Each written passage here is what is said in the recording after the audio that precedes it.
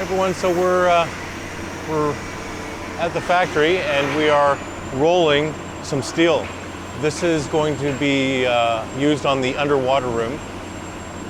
So this isn't going to be this won't be closing like normally we roll very small diameter tubes that are like 2 meters diameter max. This is going to be 6 meters diameter.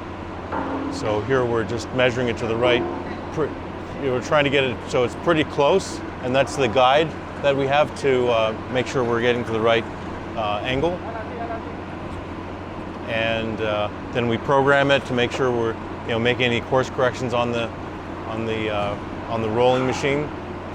And then this crane here holds the steel so it doesn't get, because it's really heavy. So when you're at one end or the other, the steel sometimes is so heavy it'll bend right in the middle.